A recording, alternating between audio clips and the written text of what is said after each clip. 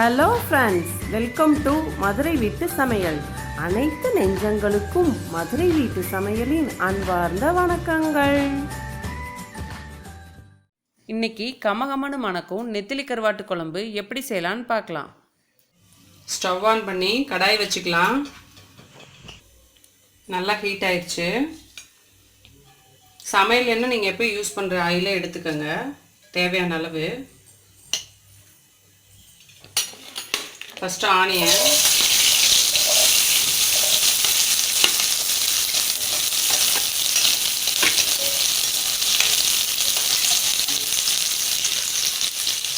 Onion நல்லா வதங்கிட்டு இருக்கு. நெக்ஸ்ட்டு தக்காளி போட்டுக்கலாம்.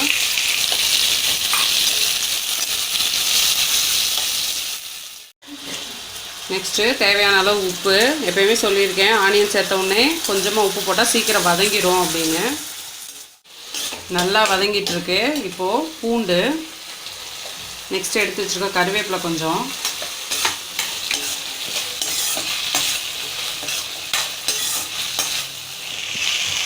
சீரகம், சோம்பு. அவ்வளோதான், வதக்கிட்டோம். இதை ஆற வச்சு அரைச்சி எடுத்துட்டு கருவாட்டு குழம்பு எப்படி செய்யலான்னு பார்க்கலாம். ஃபஸ்ட்டு நம்ம எடுத்து வச்சுருக்க தேங்காயை அரைச்சிக்கலாம். இது நம்ம வதக்கும் போதும் போட்டு வதக்கணுன்னாலும் வதக்கிக்கலாம். ஐடியா இல்லை அப்படின்னா பச்சையாக போட்டு அரைச்சி எடுத்துக்கோங்க. இது பாதி அரவை அரைஞ்சதுக்கப்புறம் வதக்கி வச்சுருக்கிறத சேர்த்து கலந்து அரைச்சிக்கலாம். ஸ்டவ் ஆன் பண்ணி கடாயை வச்சாச்சு. அரைச்சி எடுத்துட்டோம். இப்போ குழம்பு எப்படி செய்யலான்னு பார்க்கலாம். எண்ணெய் ஊற்றிக்கலாம் தேவையான அளவு.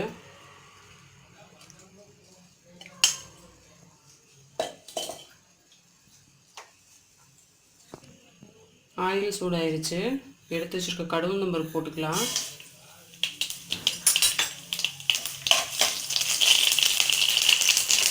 கடுகு பருப்பு நல்லா பொரிஞ்சிருச்சு. கருவேப்பிலை,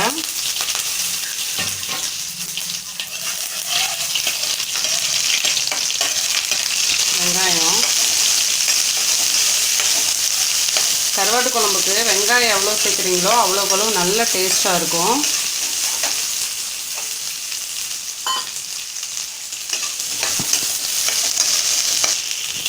உப்பு கொஞ்சம்.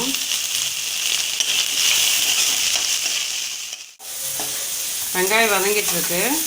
இப்போ நாம் எடுத்து வச்சுருக்க புளியை கரைச்சி வச்சுருக்கேன். கொட்டையெல்லாம் க்ளீன் பண்ணிவிட்டு தேவையான அளவு மசால் பொடியை இதில் ஆட் பண்ணிக்கலாம். இந்த மசால் பொடி எப்படி செய்யணுன்னு உங்களுக்கு டிஸ்கிரிப்ஷனில் லிங்க் கொடுத்துருக்கேன், வேணால் பார்த்துக்கோங்க.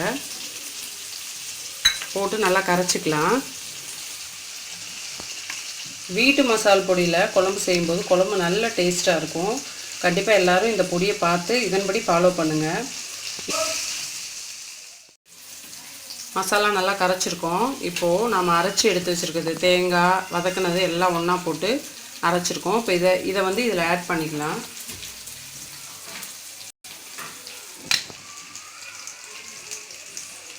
அவ்வளோதான், ஆனியன் நல்லா வதங்கவும் இதை தூக்கி ஊற்றிடலாம்.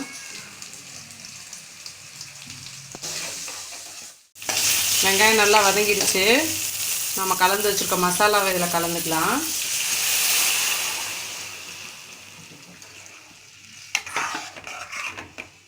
பாருங்கள், நல்லா கலர்ஃபுல்லாக சூப்பராக இருக்குது. இதில் தேவையான அளவு உப்பு போட்டு ஒரு 5 மினிட்ஸ் நல்லா கொதிக்க விட்டுறலாம். கொஞ்சமாக போட்டுக்கோங்க, ஏன்னா வதக்கையிலேயே நம்ம உப்பு சேர்க்குறோம். தேவையான அளவு பார்த்துட்டு போட்டுக்கோங்க. காரம் இதிலே தேவையான அளவு சேர்த்துருக்கோம். சப்போஸ் உங்களுக்கு காரம் பத்தலை அப்படின்னா கொஞ்சமாக மிளகாத்தூள் போட்டுக்கோங்க.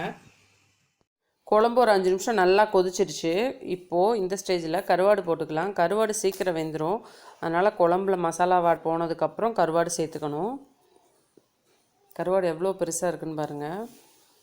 கருவாடு போட்டு 5 நிமிஷம் ஆச்சு. கருவாடு சூப்பராக வெந்துருச்சு. சூப்பர் ஸ்மெல் வருது. கருவாடு எல்லாம் ஒன்றோட ஒன்று கலந்து ஒரு கலர்ஃபுல்லான கருவாட்டு குழம்பு நம்மளுக்கு ரெடி.